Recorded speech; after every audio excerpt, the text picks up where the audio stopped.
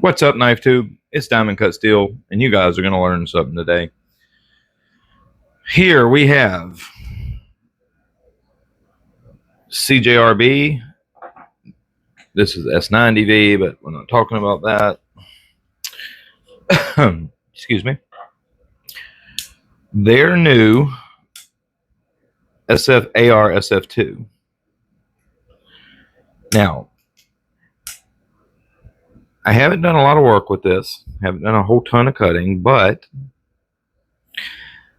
I have done quite a bit of cardboard breaking down just to see how this edge responds to cardboard cutting.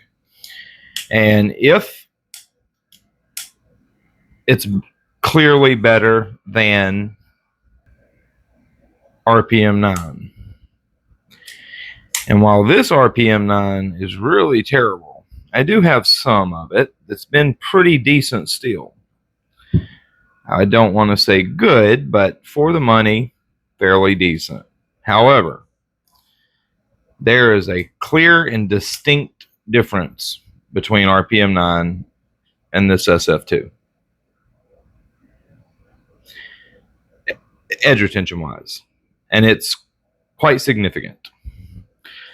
Out of all the cardboard cutting I've done with this over the past 2 days, the edge has held up absolutely beautifully. The stone wash has held up really nicely too. But you know, the pyrite light in RPM9, come on, cat. The RPM9 pyrite light is at $30. The SF2 pyrite light is at $49. And I will say without any doubt, it is worth the extra $20. No doubt about it. No, cat, I'm sorry. Cat wants up on the table. She wants to be in the video. But can't do it with open knives on the table. Anyhow, it's so far it's been quite impressive, actually. I haven't done a hardness test on it yet. I'll get one probably within the next week. You know, so I don't know where they're running it, but as far as what I've seen so far, this is on a factory edge. The edge retention has been significantly better than RPM9. It maintains its bite a lot better than RPM9. Go on, girl, go play. Yeah, it's just a better steel. I want to test it directly against some well done 154 cm. I believe the edge retention is going to be in that range. I don't think it's going to be much. I don't think there's going to be all that much of a difference in edge retention between it and well done 154 cm. I think it'll be close, but the 154 cm is going to get slick faster than this RPM9 or SF2. I'm sorry. It's going to definitely lose its bite quicker. This steel has held its bite exceptionally well. I would go as far as saying it holds its bite as good as S30V does. This has cut a lot of cardboard. A few passes on a 3 micron strop, and we are where we are now. And it's got a ton of bite. It's very sticky, and this is the factory edge. RPM9, even on one of my edges, after a couple sharpenings, doesn't perform nearly as good as this factory edge has performed.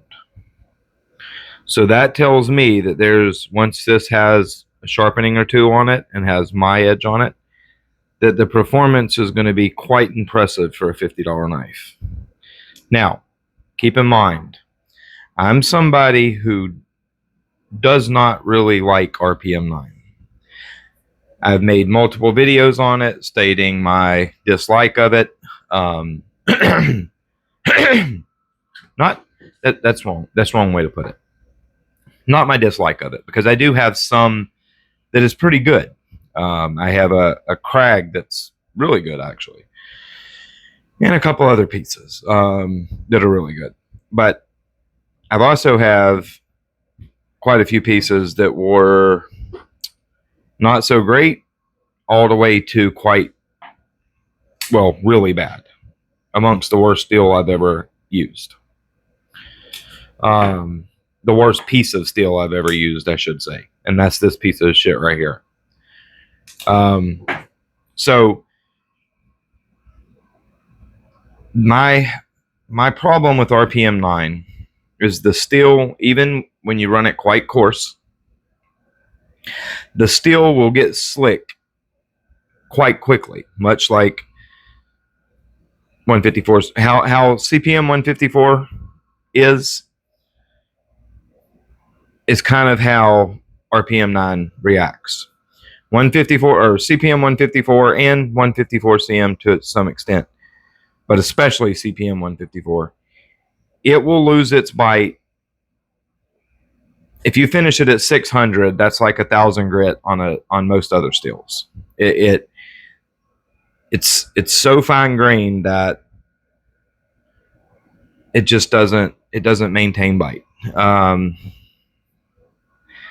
That's my problem with RPM9. It does not maintain bite. You can put a nice super aggressive edge on it, and within very little cutting, the bite's practically gone. You strop it back, the bite comes back.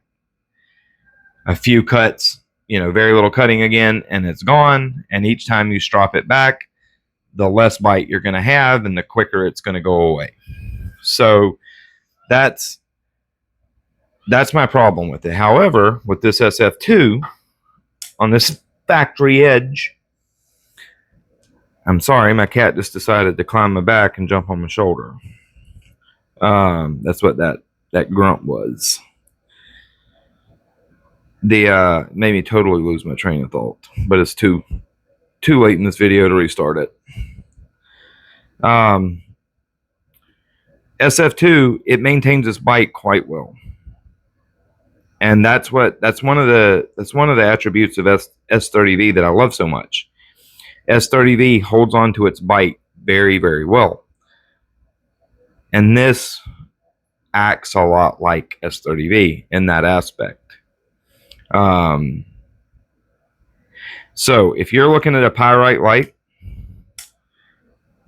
there's no question about it. Get the RPM9 version. I mean the SF2 version. It is absolutely worth the $20 extra.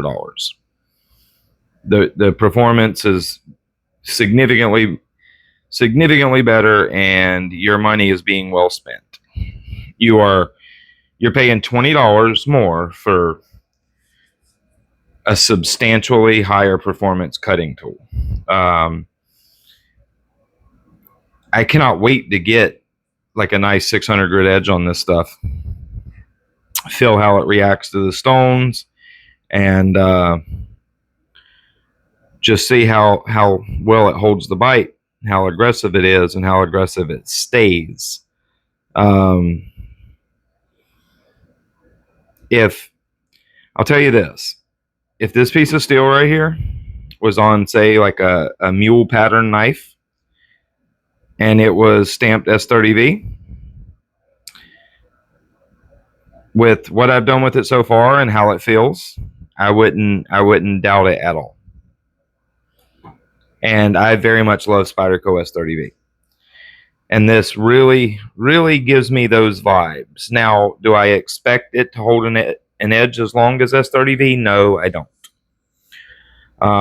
What I do expect is it to hold bite throughout the life of the edge, and for it to be relatively tough and do well at lower angles, and to be fairly stainless. That's and to sharpen nicely. That's what I'm expecting. Now, am I going to get this on the stones and think it's garbage? It's possible. You know, that's hard to say until I've sharpened it. It may sharpen like absolute crap. We'll have to see. But for a factory edge, this has performed very good. Like I'm genuinely impressed. Now, the thing is, I bought 2 of these. And the reason I did that is because I've had a lot of spotty RPM9. You have one that's pretty good, you have one that's terrible, you have one that's pretty good, you have one that's decent, you have one that's garbage, you have one that's really good. That's kind of how it's been with RPM9. So I went ahead and picked up 2 of these to see if they both perform similar. Now, I did about equal amounts cutting with both of them, and they react the same. So far, so good. So far, they seem consistent. Now, once I get them both on the stones, that's going to tell me a lot more about how well the steel's done, and it's just going to give me some indicators about what I can expect from it. Hopefully, both of them, so far, the performance of the factory edge has been about the same. I can't tell a difference between them. And I'm really hoping that on the stones, they both react the same. And then I won't be as scared to recommend somebody, hey, to go pick up some SF2 because it's consistent. Or at least it, you know, hopefully if it is on these 2 pieces, then, you know, I'll have some confidence to suggest it, and, you know, it hope that it'll at least be consistent. That's about the best you can do. Now, could the next one be absolute garbage? Sure. But typically when I bought RPM9, I get one good one, one not good one, one decent one, one terrible one. It's been like that. So if these 2 are consistent, then hopefully I'll be able to, you know, feel comfortable recommending it. And as of right now, I'm going to say that's a lot of performance for $50. Now, this is an overview. This is not a review by any means. This is me telling you my experience with the steel so far over, you know, 2 knives and over a bunch of cardboard cutting. Let's show you where it's at. Edgewise.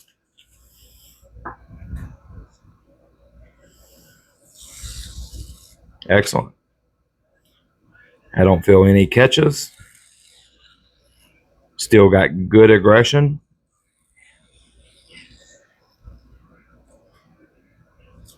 Yeah. I'm thrilled at the performance of this steel right now. I'll tell you this: I've cut enough cardboard that if this was a well done piece of D2, I would expect it to not be where it's at right now. This is better. This is better than I would expect a well done piece of D2 to be after that much cutting. So, you know, that's, considering this is a stainless, that's quite impressive. Because well done D2 is a good performing steel. I am impressed. Good job, Cjrb. I'm pulling for you on this one, because maybe y'all got your act together, and because with RPM9, y'all left a whole lot on the table, and I really hope you fixed it with this. And if they're putting out consistently pieces of steel that perform like this, and they can get the prices down to what RPM9, say they get rid of RPM9, and this starts being priced as RPM9 was priced, it's going to be hard to beat this SF2 in that kind of price range. I mean, it's going to be hard to beat us if this is consistent. If this is what we can expect from this steel, just the edge retention I've seen so far, this is going to be really hard to beat, even at its price currently. Now, I do want to test toughness. We're gonna put some. Once this edge starts to fall off and lose its bite, then we're going to take it and we're going to really stress that edge and just see how well it holds up. See if it chips out, or we're just going to see how it reacts. And then we'll take it to the stones. And another thing that I'm very impressed with on both of these pyrites, SF2 pyrites, these are very, very well done factory edges. Super consistent. That bevel doesn't deviate at all. And it's dead consistent from side to side.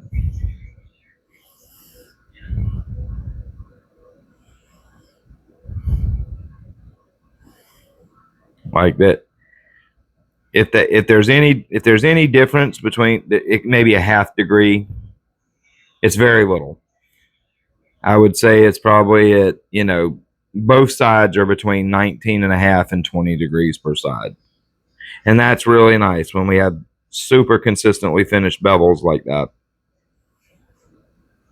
This makes sharpening much easier. That way I'm not having to adjust for mismatched bevels. Everything's nice and consistent. That's a big benefit for sharpening ease. And if you're somebody who's, a more entry-level sharpener, having mismatched bevels can be a real problem for you. I'm sorry, Cycloptopus, you couldn't see. Yeah, so good job on the factory edge, Cjrb, and that I got to give you credit too. That was a good sharp edge, nice bite, just an all-around good belt edge. So check you out some SF2. I'm going to say this is a solid buy at $50. If it sharpens nicely, it really is a good value at $50. And y'all have a good day. See you later.